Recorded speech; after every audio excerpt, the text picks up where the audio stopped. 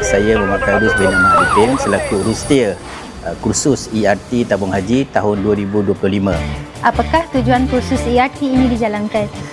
Baik, tujuan kursus ERT ini dijalankan adalah untuk memberi pendedahan dan juga pengalaman kepada para ahli Emergency Response Team Lembaga Tabung Haji untuk mereka belajar dan juga mengenal pasti apakah skill-skill yang perlu ada untuk menjadi seorang pasukan tindakan kecemasan. Apakah harapan Tuan terhadap peserta kursus ERT ini? Harapan saya amat tinggi, iaitu saya mengharapkan agar mereka semua, para peserta kursus dapat mempelajari dan juga mengamalkan sekiranya berlaku kecemasan di tempat kerja nanti, insya-Allah. Sila perkenalkan diri anda. Nama saya Nur Syamini binti Ismail daripada Bahagian Keselamatan Ibu Pejabat Lembaga Tabung Haji. Saya Hassan Rifai bin Abdul Aziz daripada Jabatan Risiko dan Pemantauan daripada Agensi Tabung Haji. Nama saya Wahidah daripada Bahagian Perancangan Korporat dan Strategik daripada Lembaga Tabung Haji. Nama saya Afifah binti Sabrai.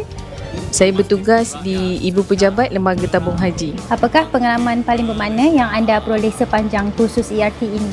Pengalaman saya sepanjang kursus ERT di APF ini adalah di mana saya dapat memakai fire suit, teknik cara pemadaman api, menggunakan ABC powder dan fire blanket. Pengalaman itu menjadikan satu keyakinan pada diri saya di mana bukanlah mudah untuk kita berdepan dengan situasi kecemasan yang sebenar.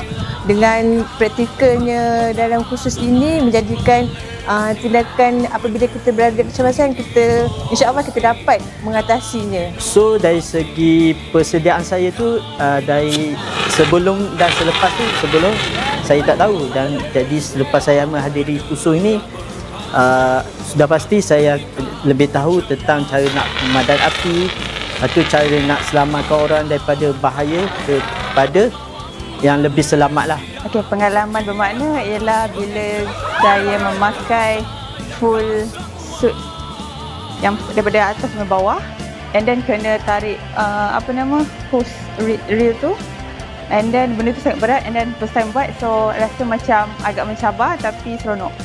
Banyak sebenarnya pengalaman yang bermakna, antaranya yang saya suka dan tak pernah saya buat, macam cara mengikat tali dan pertolongan kecemasan. Bagaimana kursus ini membantu anda lebih bersedia menghadapi kecemasan di tempat kerja? Daripada pengalaman setiap modul-modul kursus, dari segi saya bagi contoh CPR, teknik balutan, di mana dalam slot CPR kita dapat pengalaman praktikal yang mengatasi untuk memberi bantuan awal pada mangsa. Pengalaman yang paling makna bagi saya adalah dari segi ilmu pertolongan cemas, cara nak mengikat, lepas tu dari segi bertahus, lepas tu macam mana memadam api.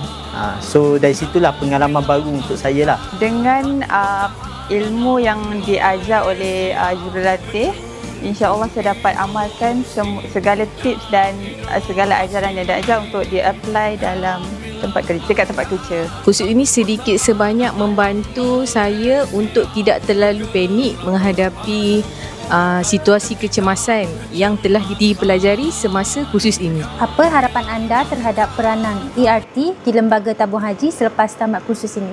Harapan saya dalam kursus ERT ini, saya menggalakkan kepada rakan-rakan, kursus ini sangat memberi ilmu yang sangat bermanfaat dalam kehidupan kita. Dan pada saya mengharapkan juga sekiranya pihak syarikat di mana Tabung Haji sini dapat memberi lanjutan advance berkaitan kursus ERT ini untuk mendalami dari segi kemahiran dalam kecemasan.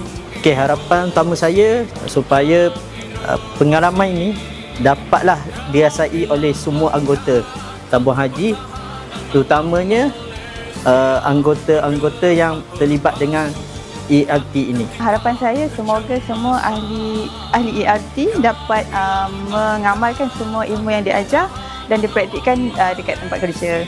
Dan semoga semua peserta selamatlah. Saya berharap semua anggota ERT yang telah menjalani kursus ini dapat memberikan sumbangan sedikit sebanyak dan pertolongan yang sewajarnya sekiranya berlaku kecemasan di bangunan Tabung Haji.